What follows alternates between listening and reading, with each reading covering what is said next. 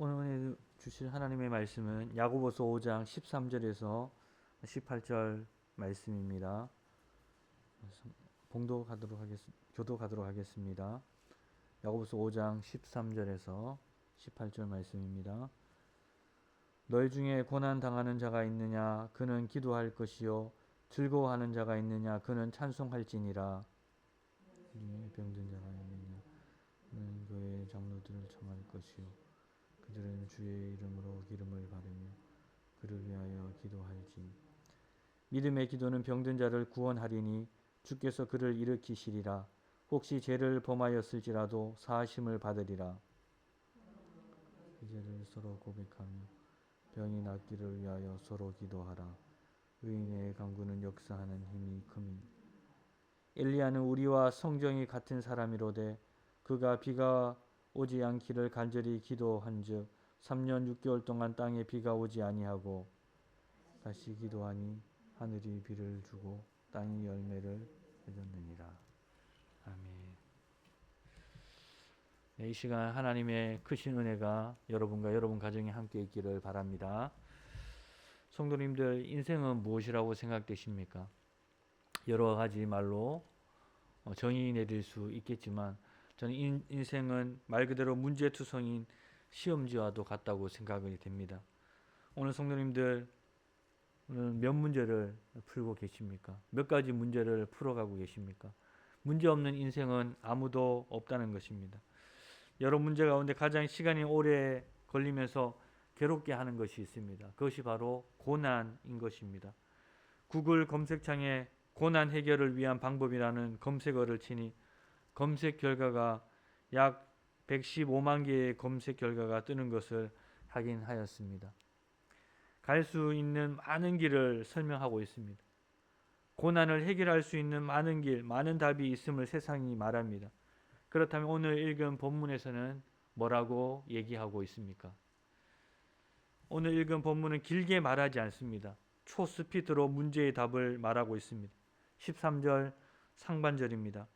너희 중에 고난 당하는 자가 있느냐 그는 기도할 것이요. 이것이 끝입니다. 다른 걸 얘기하지 않습니다. 고난에는 기도가 답임을 말씀해 주고 있습니다. 너희 중에 그렇게 얘기했으니까 공동체 가운데 고난 당하는 사람들을 이렇게 말하고 있는 것입니다. 그 고난 당하는 사람이 해야 할 일이 무엇입니까? 고난 당하는 사람은 다름 아닌 기도를 해야 한다는 것입니다. 우리 교회 성도 가운데 고난 당한 자가 있습니까? 어려움에 처한 자가 있습니까? 고난 당하는 그 사람은 기도하라는 말씀입니다. 이 얼마나 쉽고 간단한 말씀입니까? 오늘 본문을 통해 본다면 고난 당하여 위기를 겪고 있는 사람이 안타까운 것이 아닙니다. 고난 당하여 어려움을 당하면서도 고집을 피우며 기도하지 않는 사람이 가장 안타까운 사람인 것입니다. 고난 당하는 자 다음에 너희 중에 즐거워하는 자가 있느냐 이렇게 묻고 있습니다. 고난은 기도가 답인데 그러면 즐거움은 뭐가 답입니까? 그것은 바로 찬송입니다. 성도님들, 제가 하나 여쭈어보겠습니다. 즐거운 일이 있다고 다 하나님을 찬송하겠습니까? 자신에게 좋은 일이 있다고 다 하나님을 찬송하겠습니까? 찬송하는 자의 삶을 살면 좋겠지만 그렇지 않다는 겁니다.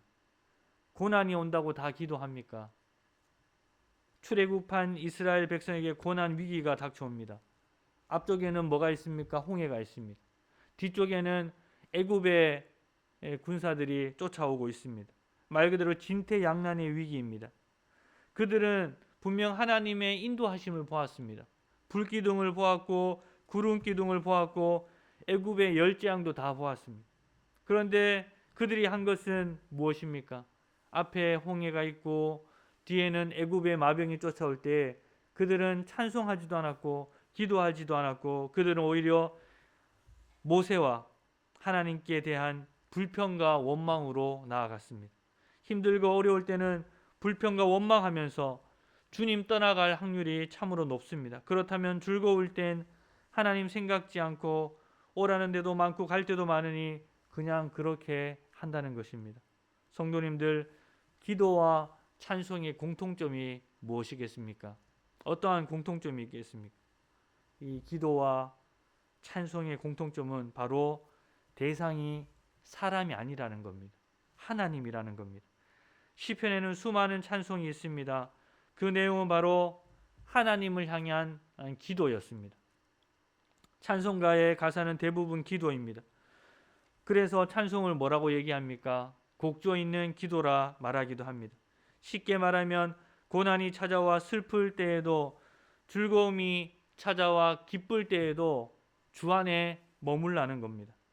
내 인생의 극과 극의 상황, 어떠한 일이 있어도 주님을 벗어나지 말라는 것입니다. 기도하고 찬송함으로 나아가라는 것입니다. 이것은 성도들의 삶의 방식이 어떠해야 하는지 잘 보여주고 있는 것입니다. 평소의 삶의 방식이 그 사람의 신앙을 드러내는 것입니다. 고난이 왔을 때의 신앙인은 엎드리면 되는 것입니다. 우리는 가데스 바네아의 반역 사건을 잘 알고 있습니다. 10명의 정탐꾼이 어떻게 합니까? 부정적으로 보고합니다. 그러니 이스라엘 백성들이 밤새 통곡하고 또 한 지휘관을 세우고 돌아온 애굽으로 다시 돌아가고자 하는 최악의 상황이 벌어집니다. 그때 그들의 지도자 모세와 아론이 어떻게 합니까? 그냥 이스라엘 자손의 온 회중 앞에서 엎드립니다. 그들에게 뭐라고 얘기하지도 않고 그냥 엎드립니다. 또한 자식이 없다는 이유만으로 서러움을 당해야 했던 한나는 성전에서 그냥 엎드립니다. 다른 것 하지 않고 엎드립니다. 엎드리니 하나님께서 손을 들어주시고 하나님께서 일으켜 주십니다. 고난의 문제, 그 문제는 다른 것으로 풀 수가 없습니다. 기도로 푸는 것입니다. 고난의 문제는 엎드리는 것이 답인데, 그럼 어떻게 엎드려야 합니까? 우리 성도님들 14절에는 고난 당하는 자 중에서 어떤 자를 언급합니까? 병든 자를 언급하고 있습니다. 어떻게 하라는 겁니까? 병든 자 그도 기도할 것이요, 이렇게 합니까? 그렇지 않습니다. 병든 자는 개인 기도만 하지 말고 교회의 공적인 직분을 가진 장로들을 청할 것을 말씀하고 있습니다. 쉽게 말해서 교회의 지도자들에게 상황을 말하고 기도를 요청하라는 겁니다. 힘들고 어려울 때 혼자만 기도하지 말라는 겁니다. 특별히 병든 자를 위해 어떻게 기도하라는 것입니까? 그들은 주의 이름으로 기름을 바르며 그를 위하여 기도할지니라. 여기서 기름을 바른다는 표현은 하나님께서 치유하신다는 상징적인 그러한 의미를 갖고 있습니다. 그럼 어떤 기름을 썼는지 궁금해 하시는 분이 있을 겁니다. 이러한 기름, 또 저런 기름, 여러분 기름의 종류가 많이 있지 않습니까? 포도씨유도 있고 해바라기유도 있고 올리브유도 있고 여러 가지 그런 기름이 있는데, 그런 이름을 따질 필요가 없는 것입니다. 왜냐하면 여기서 중요한 것은 기름이 아니라 주의 이름이라는 것입니다. 우리는 누구의 이름으로 기도합니까? 요한복음 1장 12절 말씀에 영접하는 자 곧 그 이름을 믿는 자들에게는 하나님의 자녀가 되는 권세를 주셨으니, 예수님의 이름을 믿는 자들에게 하나님의 자녀가 되는 권세, 바로 특권이 주어집니다. 하나님의 자녀는 우리를 구원하신 이름 주 예수 그리스도의 이름으로 기도하는 특권이 주어진 것입니다. 예수님의 이름으로 구원받아 하나님의 자녀된 신분, 그 특권으로 하나님 아버지께 기도합니다. 기도한다는 뜻은 다른 말로 하나님 아버지께 나아간다는 것입니다. 옆집 아저씨가 아무리 상냥해도 옆집 아저씨에게 쉽게 돈 빌리러 얘기하는 중학생이 어디에 있겠습니까? 그러나 아버지에게는 당장이 10만 원, 또 더 많은 것을 요구할 수도 있고요. 심지어는 신용카드를 잠깐 빌려달라고 하는 자녀들도 있을 것입니다. 자신 있게 말합니다. 그렇게 하고도 미안해하지도 않고 아버지 제가 포인트 많이 쌓아드렸지 않습니까? 이렇게 얘기할 수도 있는 겁니다. 우리의 기도는 저 멀리 우주 어디엔가 있을 법한 분을 찾는 것이 아니고 사돈의 8촌 먼 친척에게 요구하는 것도 아니라 후히 주시고 꾸짖지 아니하시는 하나님 앞에 구하는 것입니다. 주의 이름으로 기도하는 것 얼마나 중요한지 모릅니다. 15절에서는 기도의 핵심 요소가 나옵니다. 15절 말씀 함께 읽겠습니다. 믿음의 기도는 병든 자를 구원하리니 주께서 그를 일으키시리라. 혹시 죄를 범하였을지라도 사하심을 받으리라. 무엇입니까? 여기서 중요한 것은 바로 믿음의 기도라는 것입니다.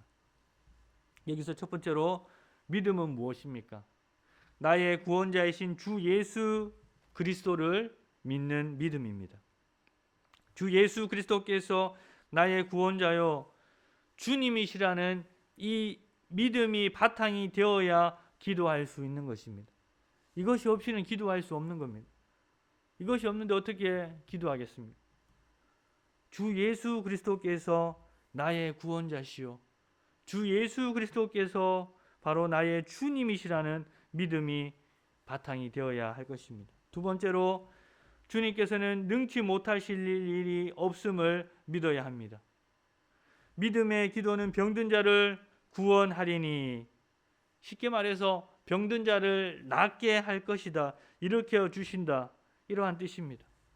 아예 병상에서 일어날 수 없었던 사람인데 일으켜 주시겠다는 것을 믿고 기도해야 합니다. 마지막 세 번째로 믿음의 기도는 기도 응답에 대한 결정권은 누구에게 있음을 믿는 것입니까? 기도 응답의 결정권은 하나님께 있음을 믿는 것입니다. 그런데 이 부분이 제일 어렵습니다. 우리는 무조건 낫고 무조건 고침받고 무조건 새롭게 되기를 원하는데 그렇게 되지 않을 때도 있습니다.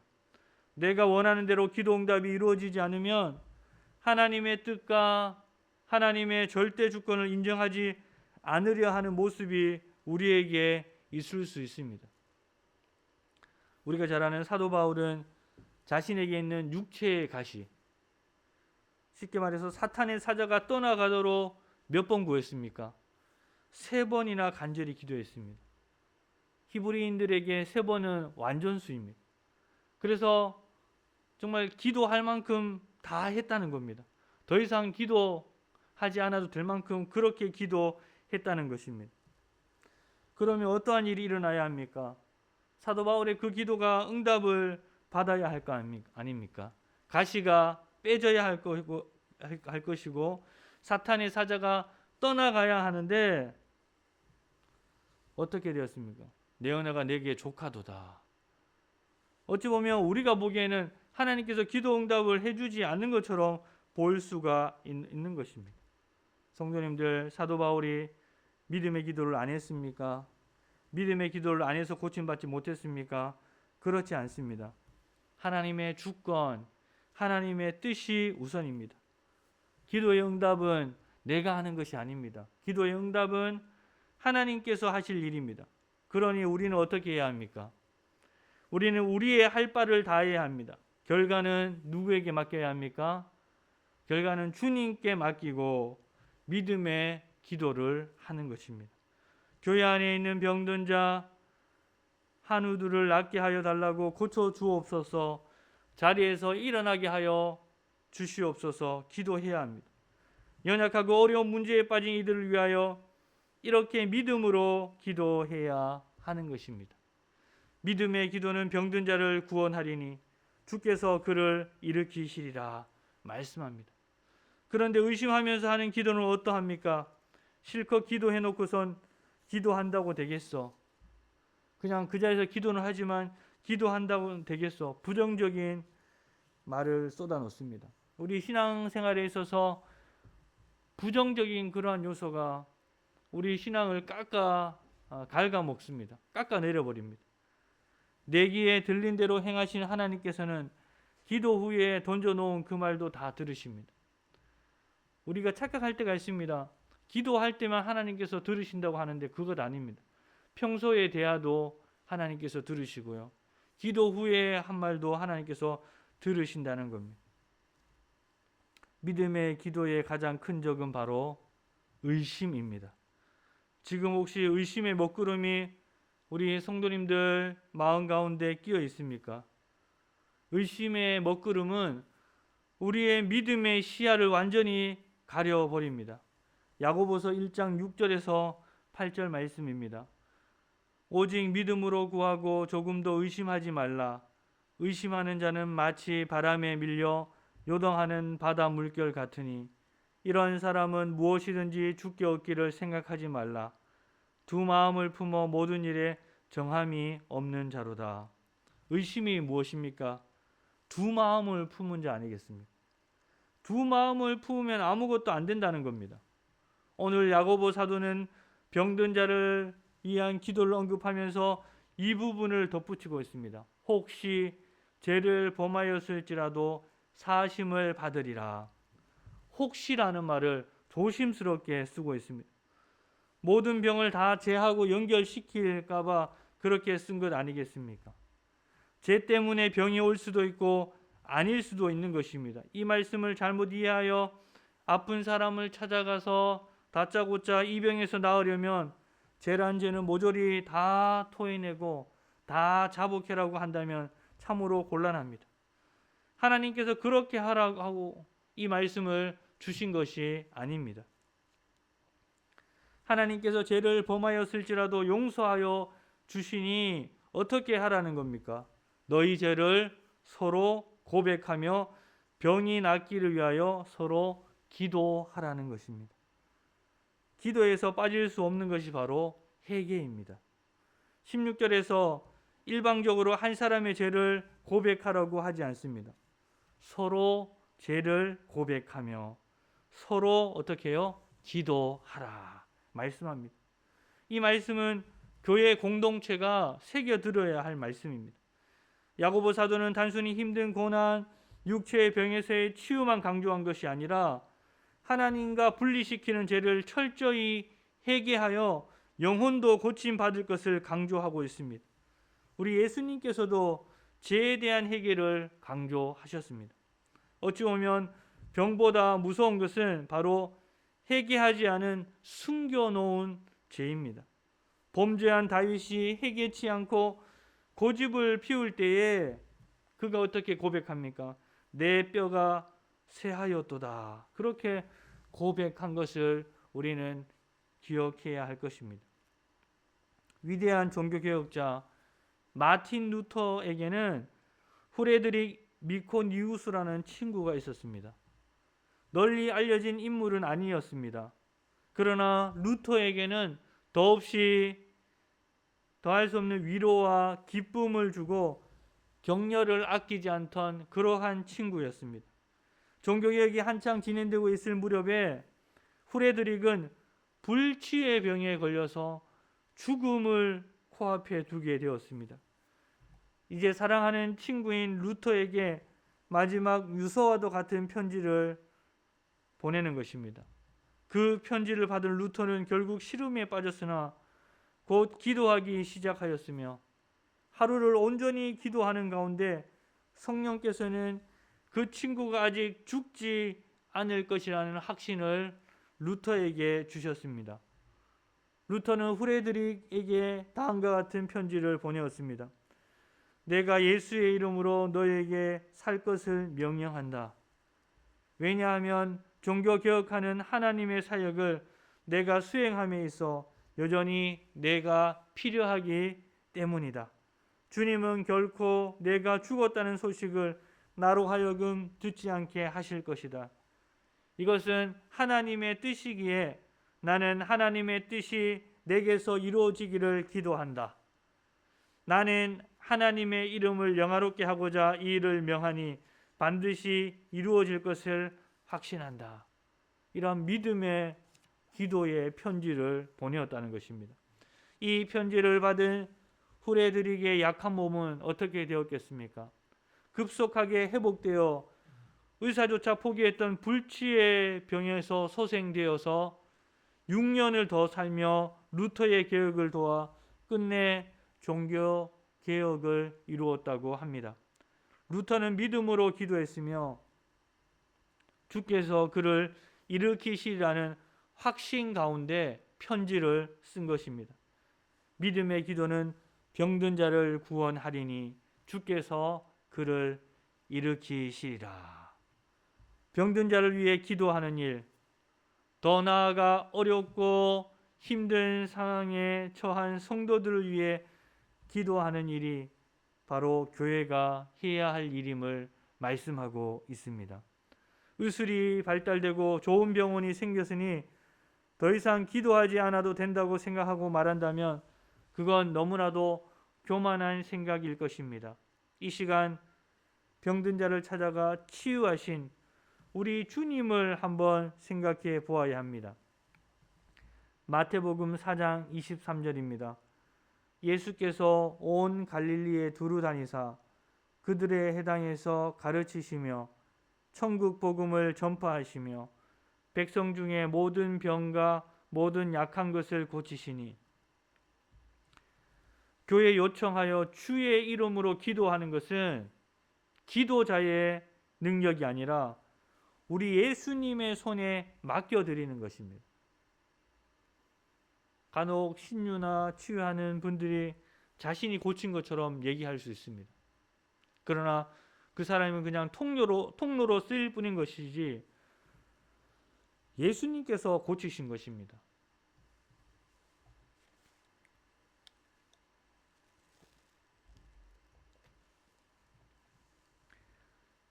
기도자는 믿음으로 기도할 뿐이고 고치시는 분은 누구십니까? 바로 우리 예수님이십니다.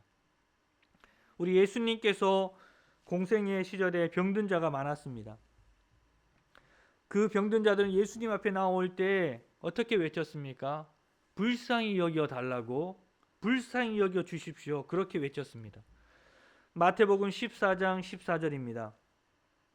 예수께서 나오사 큰 무리를 보시고 불쌍히 여기사 그 중에 있는 병자를 고쳐 주시니라.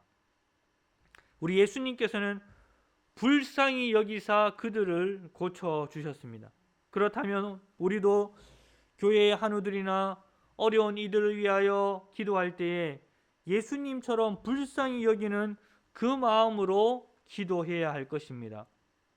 병 때문에 고통스러워하고 죄 때문에 힘겨워하는 자들을 향해서 손을 내밀고 섬기는 것이 바로 우리 주님께서 원하시는 일이고 바로 우리 교회가 감당해야 할 일인 것입니다. 무엇보다 여기 있는 우리가 그 일에 쓰임받기를 사모해야 합니다. 성경에 있는 대로 쓰임받는 것 귀한 일입니다. 마가복음 9장에 말 못하게 하는 귀신 들린 이 아들을 예수님께 데려온 사람이 있습니다. 예수님의 제자들에게 내쫓아달라고 했습니다. 그랬는데 제자들은 그 일을 하지를 못하는 것입니다. 그런데 우리 예수님께서 능히 그 일을 감당하십니다. 그때 제자들이 예수님께 조용히 묻습니다. 우리는 어찌하여 능히 그 귀신을 쫓아내지 못하였나이까? 예수님, 왜 우리는 그 일을 못하는 겁니까? 예수님께서는 하셨는데 왜 저희는 못합니까? 왜 안 됩니까? 그랬을 때 예수님 뭐라고 답하셨습니까? 마가복음 9장 29절에 이르시되 기도 외에 다른 곳으로는 이런 종류가 나갈 수 없느니라 하시니라. 우리 예수님께서 한마디로 꼬집습니다. 왜 기도하지 않고 그렇게 했느냐? 왜 기도하지 않고 너희 방법대로 했느냐? 다른 것 없다. 기도가 답이다. 이렇게 가르쳐 주셨습니다. 그렇다면 우리 하나님께서는 누구의 기도를 들으시고 일하십니까? 16절 하반절을 보면 의인의 간구는 역사하는 힘이 크민이라 말씀하고 있습니다. 우리 하나님께서는 기도를 들으실 때에 기도하는 사람이 어떤 사람인지 보신다는 겁니다. 그 기도의 내용만 보시는 것이 아니라 기도하는 사람이 누구인지 보신다는 겁니다. 짜임새 있는 기도의 내용보다 먼저 기도하는 사람이 누구냐, 그것을 하나님께서 보신다는 겁니다. 여기서 의인은 뭡니까? 죄 없는 완벽한 사람이 아니라 자신의 죄를 하나님께 구하고 하나님 말씀 앞에 순종하는 경건한 사람을 말씀합니다. 죄가 없는 사람은 유일하게 예수님밖에 없습니다. 그래서 우리 모두는 다 죄인입니다. 그러나 예수님 때문에 어떻게 되었습니까? 소망 없는 죄인이 아니라 소망 있는 죄인입니다. 그러면서 오늘 말씀은 기도의 본보기, 우리 기도의 롤모델 엘리야를 언급하고 있습니다. 사람들은 엘리야 그러면 엘리야니까 그렇지, 그렇게 위안을 삼고 성경을 덮어버립니다. 성경에 위대한 인물 나오면 그렇게 생각합니다. 사도 바울이니까 그런 거지, 세례 요한이니까 그런 거지, 베드로니까 그런 거지, 나는 그냥 안 돼, 그렇게 생각하고 성경을 덮어버릴 때가 많다는 것입니다. 사랑하는 성도님들, 성경은 우리가 그렇게 빠져나가지 못하도록 말씀하고 있습니다. 17절에 엘리야는 우리와 성경이 같은 사람이로되, 무엇을 얘기합니까? 우리와 모든 면에서 같다는 겁니다. 다르지 않다는 겁니다. 여기 앉아 계시는 여러분과 다르지 않다는 겁니다. 저와 다르지 않다는 겁니다. 약하여 좌절하고 주저앉는 그런 연약한 모습, 이세벨의 경고 앞에서 정말 살기 위해 도망가는 엘리야, 그 로뎀 나무 그늘 앞에서 하나님 차라리 저를 데려가 주세요, 그렇게 나약한, 정말 연약한 엘리야, 그런 연약한 모습이 우리의 모습이 아닙니까? 그런 약한 모습을 갖고 있는 엘리야, 그가 기도했을 때에 어떠한 일이 일어났습니까? 무려 3년 6개월 동안 비가 안 오고 그가 다시 기도하니 비가 내립니다. 비는 하늘문이 정말 열려야 내리는 것입니다. 하나님께서 해 주셔야 한다는 겁니다. 하나님께서 엘리야의 기도를 통해서 일하신 그러한 사건입니다. 엘리야는 하나님 말씀에 온전히 순종한 인물이었습니다. 바알을 섬기는 악한 왕 아합에게 하나님의 재앙을 선포하라 하셨을 때에 그대로 순종합니다. 그리 시냇가에 숨으라고 하면 숨고 까마귀로 통해서 먹으라 하면 먹습니다. 바알 숭배의 본산지 시돈으로 가서 가부에게 명하여 음식을 주게 하셨다는 말씀을 듣고는 또 그대로 행동합니다. 말씀 앞에 순종한 엘리야는 그냥 엎드리기만 하면 모든 문제가 금세 해결되었습니까? 사르밧 가부의 아들이 죽었을 때 그 아이를 살리기 위하여 죽은 시체 위에 올라가 기도했습니다. 갈멜산의 그 기도, 한마디로 목숨을 걸고 기도한 것입니다. 하나님께서 불을 주시지 않으면 누가 죽는 겁니까? 엘리야가 죽는 겁니다. 엘리야는 갈멜산 전투 후에 자신 있게 아합에게 올라가서 먹고 마시소서, 큰 빗소리가 있나이다, 그렇게 말합니다. 엘리야는 하나님께서 말씀하셨으니 그 말씀에 따라 전했을 것입니다. 그런 후에 어떻게 합니까? 갈멜산 꼭대기에 올라갑니다. 그리고 땅에 꿇어 엎드려 그의 얼굴을 무릎 사이에 넣습니다. 얼굴을 정말 무릎 사이에 놓고 기도해 보셨습니까? 정말 이 표현은 간절한, 정말 엘리야가 자신의 모든 것을 걸고 기도했다는 그러한 표현입니다. 그렇게 기도하자마자 곧바로 천둥 번개가 우르르 깡치고 비가 주룩주룩 내립니까? 그렇지 않았습니다.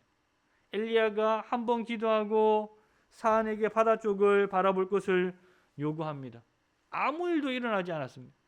엘리야가 처음에 기도했을 때 아무 일도 일어나지 않았습니다. 두 번째도 아무 일도 일어나지 않았습니다. 세 번째도, 네 번째도, 다섯 번째, 여섯 번째, 아무런 정말 징조가 보이지 않았습니다. 드디어 일곱 번째, 바다에서 손만한 작은 구름이 일어난 것입니다. 일곱 번. 앞에서 제가 사도 바울이 3번 강구했다고 하는데 엘리야는 7번, 히브리인들에게 7번도 완전수입니다. 기도를 할 만큼 했다는 겁니다. 더 이상 할 수 없을 만큼 기도를 했다는 겁니다. 그럴 때에 손만한 작은 구름이 정말 일어난 것입니다. 그때 엘리야는 아합에게 선포합니다. 열왕기상 18장 44절에 7번째에 이르러서는 그가 말하되 바다에서 사람의 손만한 작은 구름이 일어나나이다. 이르되 올라가 아합에게 말하기를 비에 막히지 아니하도록 마차를 갖추고 내려가소서 하라 하니라. 손만한 작은 구름이 보일 때까지 믿음 가운데 포기치 않고 간절히 기도하였을 때에 큰 비가 내린 것입니다. 보통은 2번, 3번 정도 기도해보고 안 되면 포기합니다. 더 이상 기도 안 합니다. 그러나 순종의 사람 엘리야는 하나님의 말씀을 믿고 포기치 않고 간절히 기도한 것입니다. 이것이 중요합니다. 우리가 순종의 사람이 되는 것이 중요한 것이고, 그리고 포기치 않고 기도하는 것 너무나 중요한 것입니다. 경건한 하나님의 사람이 끈질기게 기도한 모습을 오늘 말씀은 우리에게 보여주고 있습니다. 기도해봐도 안 되더라. 기도가 무슨 소용이 있나? 라는 기도 무용론이 우리 안에, 교회 안에 자리 잡고 있지는 않은지 한번 살펴보아야 할 것입니다. 신앙생활을 오래 하다 보면 이런 매너리즘에 빠질 수 있습니다. 그냥 기도는 하는데 정말 간절함도 없고 기도는 하고 있는데 정말 응답이 되지 않을 것 같은 그러한 생각들이 있다는 것입니다. 이때 우리는 여전히 살아계신 하나님의 능력을 드러내는 기도자로 서야 할 것입니다.